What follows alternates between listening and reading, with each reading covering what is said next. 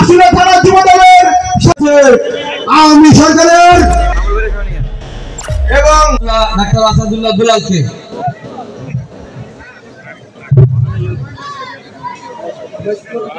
আমাদের মাঝে একটি মিছিল নিয়ে উপস্থিত হয়ে আমরা আজকে এইভাবে মনে হয় এই মাঠে ব্যানারে আমরা আজকে একটা প্রোগ্রাম করতে পারতেছি।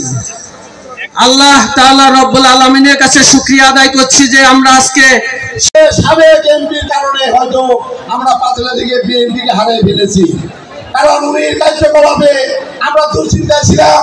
আজকে আমি আপনাদেরকে ডাক দিয়ে দেখলাম যে আমাদের চিন্তার কোনো কারণ নাই, কারণ আমাদের বিএনপি লোক তারা বিএনপিতে আছে এবং উনি আমাদের বিএনপির মাঝে নাই, উনি সন্ত্রাসী নিয়ে আছে, সেই সন্ত্রাসী থেকে বিরত আছি।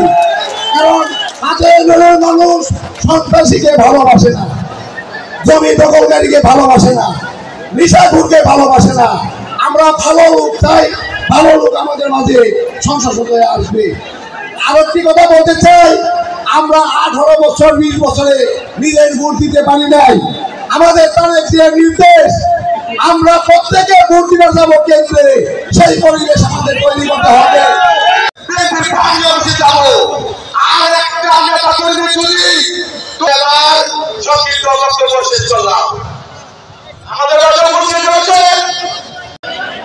আমরা বিগত 16 বছর 17 বছর মাঠে ছিলাম, অনেককে মাঠে দেখি নাই, কিন্তু এখন দেখা যাচ্ছে সুদিন আসছে বিএনপির অনেককেই মাঠে দেখা যায়। ঘাটেন যারা জোট ব্যবসা করেন, জোট ব্যবসায়ী করেন, তারা জনগণের প্রতিনিধি হওয়ার চিন্তা করবেন না, কারণ আপনারা আওয়ামী লীগের ফ্যাসিবাদীর সাথে, আওয়ামী লীগের দূষণদের সাথে মিলেমিশে ব্যবসা ভাগ বাটোয়ারা করেছেন।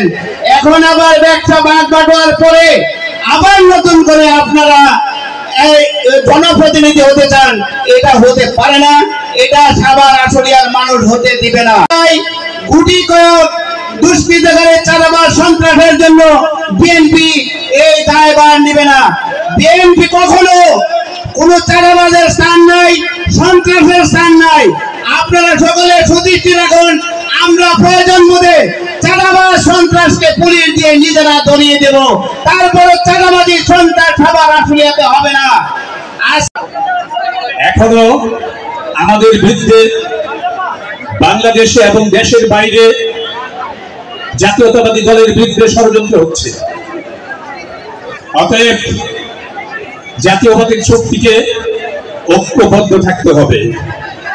আপনারা ইতিমধ্যেই জানেন, নির্বাচন নিয়ে ভোলা পানিতে মাছ শিকারের জন্য আওয়ামী দোসরেরা, আওয়ামী লীগের অভিভাবক, আমাদের পার্শ্ববর্তী রাষ্ট্র ভারত এবং আমাদের দেশীয় চক্রান্তকারীরা বারবার ষড়যন্ত্র করে যাচ্ছে। কতিপয় ব্যক্তি নিজেকে আগামী দিনের এমপি ঘোষণা দিয়ে মাঠে ঘাটে গার্মেন্টসে চাঁদার বাগ বাটোরা অব্যাহত রেখেছে।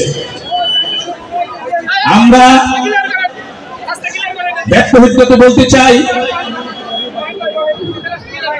বাংলাদেশ জাতীয়তাবাদী দল কোন ব্যক্তির কাছে তাদের নমিনেশন ইজারা দেয় নাই। আমাদের এক নেতা আছে যিনি কোনোদিন বিএনপি করেন নাই, কোনো এক সময় যে কোনো কারণে এই সাভারে এমপি নমিনেশন নিয়ে এমপি নির্বাচিত হয়েছিলেন। তার সমস্ত কার্যকলাপ আপনারা অবগত।